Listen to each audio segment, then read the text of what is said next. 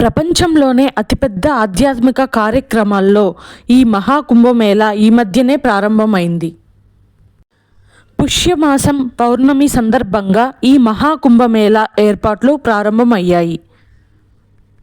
ఈ మహాకుంభమేళా హిందూ ధర్మంలో అత్యంత పవిత్రమైన ఘట్టం. ఈ కుంభమేళాలో నాగసాధువులు విశేషమైన ప్రాధాన్యత కలిగి ఉంటారు. వారి ప్రత్యేకతలు ఎలా ఉంటాయో తెలుసా? అయితే వినండి.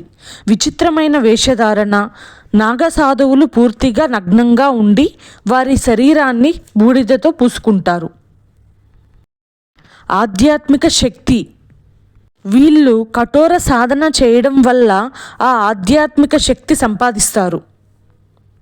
వారిని కుంభమేళాలో చాలామంది భక్తులు ఆశీర్వాదం తీసుకునేందుకు దగ్గరగా చూడగలిగిన అవకాశం పొందుతారు.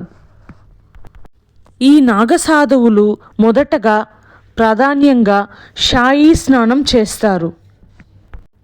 ఇది పుణ్యనదుల పవిత్రతను ప్రాతినిధ్యం చేస్తుంది.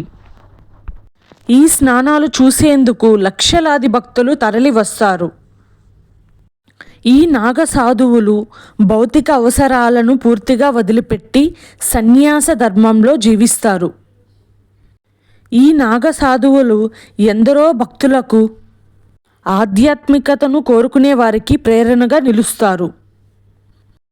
ఈ మహాకుంభమేళాలో నాగసాధువుల ఉనికి, వారి ఆచారాలు కేవలం పుణ్యకార్యాలకే కాకుండా ఆధ్యాత్మికతను గాఢంగా చాటుతాయి.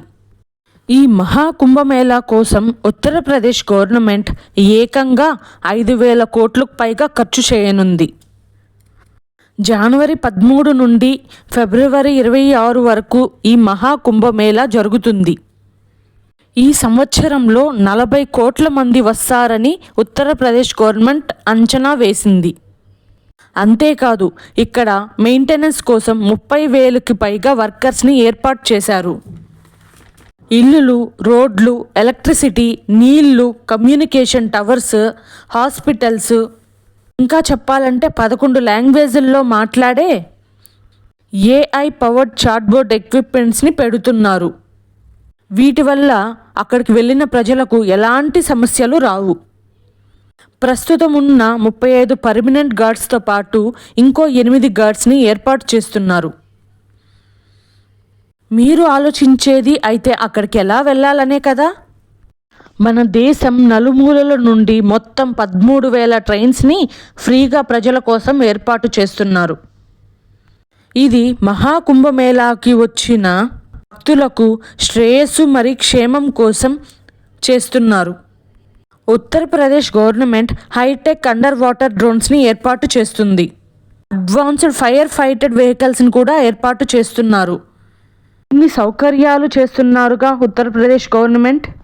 అయితే మీలో ఎంతమందికి ఈ మహాకుంభమేళాకి వెళ్ళాలని అనుకుంటున్నారో ఒక్క కామెంట్ చేసి చెప్పండి.